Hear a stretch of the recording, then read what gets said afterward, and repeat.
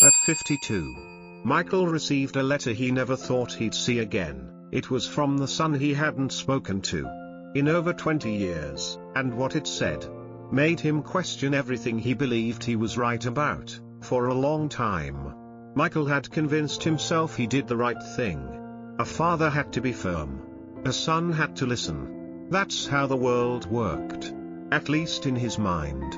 But as he held the letter in his hands, those beliefs didn't feel as solid anymore. The paper was simple.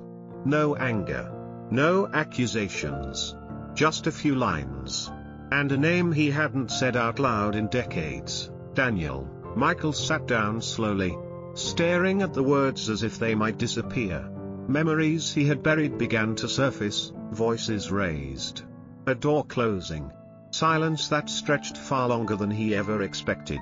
And for the first time in years, Michael wondered if being right had cost him everything. That night, the house felt different, too quiet. Like something was waiting to break. Daniel stood in the living room, shifting his weight from one foot to the other. His hands were steady, but his voice wasn't. "Dad, I need to talk to you." Michael barely looked up from his chair. "Make it quick." There was a pause, just long enough to matter. "I don't want to go to business school." The words hung in the air. Michael's eyes lifted slowly. "What do you mean?" "I've been accepted into a music program. I want to go there instead." Silence, then a short, humorless laugh. "Music?" Michael repeated. "That's not a career, Daniel. That's a phase." Daniel swallowed. But he didn't step back. "It's not a phase. It's what I want." Michael stood up now, his expression hardening. "What you want doesn't matter if it can't support a life." For years, Daniel had listened, agreed, obeyed. But not this time. "It's my life, Dad." The words landed like a crack through glass. Michael took a step forward. "Your life? Everything you have, this house, this future, that's because of me." Daniel's voice dropped. Quieter now, but firmer. "I didn't ask for your life. I just want my own." And in that moment, something between them broke. The door closed with a quiet click, not a slam, not anger, just final. Michael stood there, staring at the empty space where his son had been. For a moment, he expected the handle to turn again. For Daniel to come back, apologize, say he didn't mean it. But it never happened. Hours passed. Then morning came. Daniel's room was still there, bed made. A few things missing. The silence heavier than before. Michael told himself it was for the best. "He'll come back," he muttered. When he realizes how the real world works, days turned into weeks, weeks into months. But Daniel never called, never wrote, nothing. Michael refused to ask about him, even when his wife brought it up in quiet, careful conversations. "You should reach out," she said once. Michael shook his head.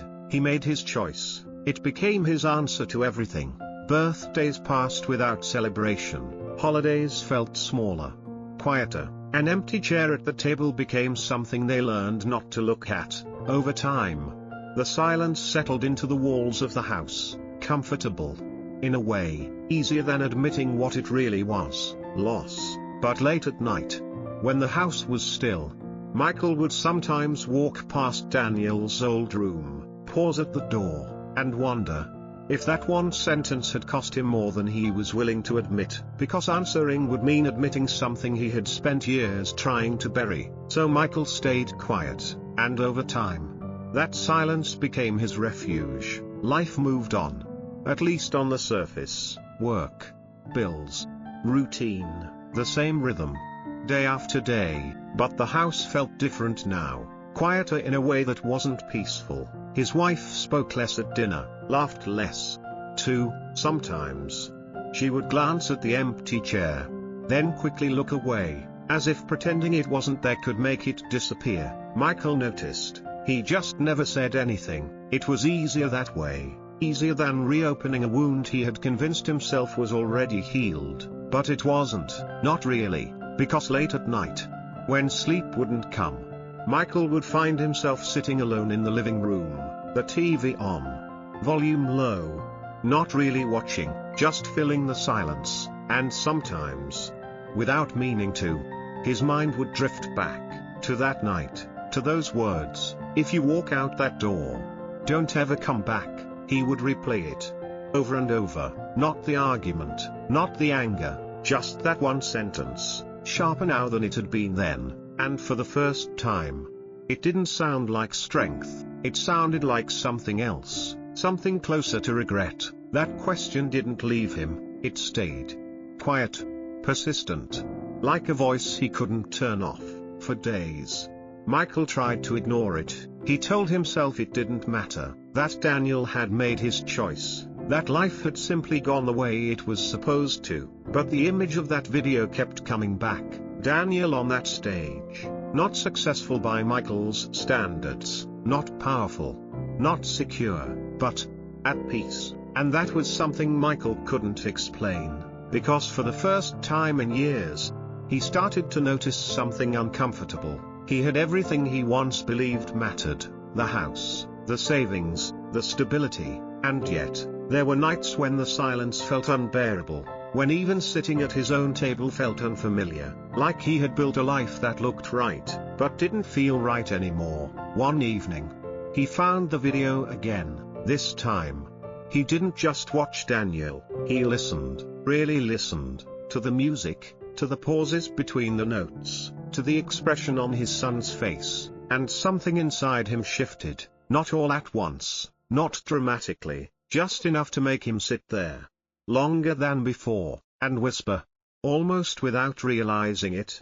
"I didn't understand you." The words felt strange, heavy, but also honest. For the first time in 20 years, Michael wasn't defending himself, he was questioning himself. Michael sat there for a long time, the letter resting in his hands. He didn't move, didn't speak, just stared at the words, as if they might change if he looked long enough.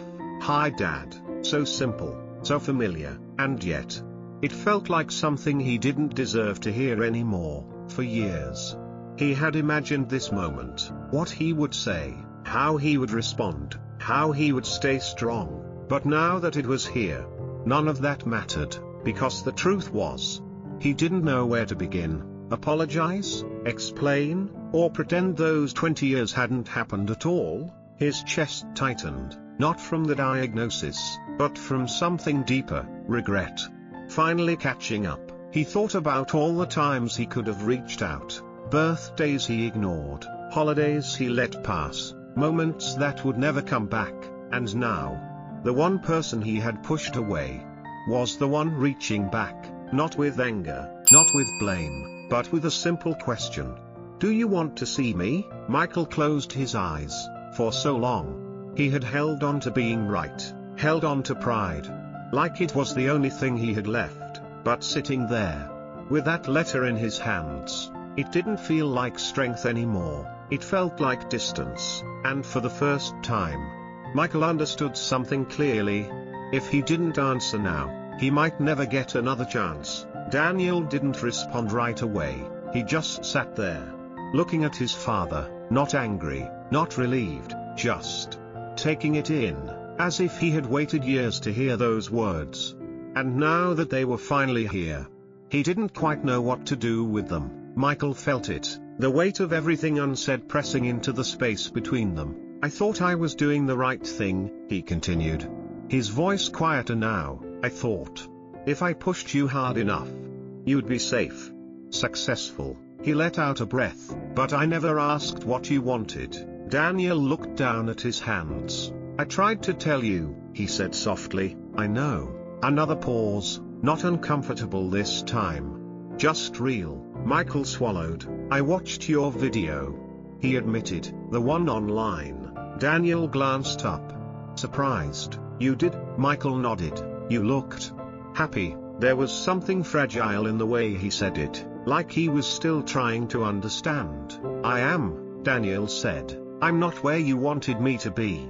But I'm okay." Michael looked at him for a long moment. 20 years of distance, sitting quietly between them. "I missed everything," he said.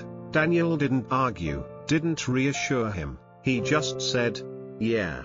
You did, and somehow, that honesty hurt less than silence ever had. The door closed behind Daniel.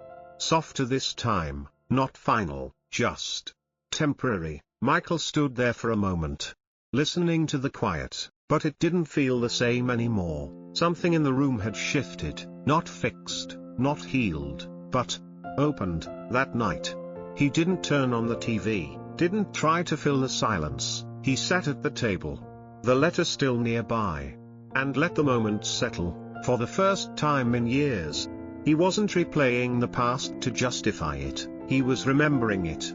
Honestly, the words, the anger, the door closing, and now, another door, slightly open. The weekend came faster than he expected. Michael almost didn't go. He stood in front of the mirror longer than necessary, adjusting his jacket, then stopping, unsure why it even mattered. Part of him wanted to stay home, safer that way, no expectations, no risk, but another part, quieter, unfamiliar, kept reminding him, if not now, then when? So he went. The venue was small, nothing like the stages Michael had once imagined for success, just a modest room, a low platform, a few scattered chairs. He sat in the back, not ready to be seen, just ready to watch. Michael stayed until the very last note faded. He didn't rush out, didn't hide, for once.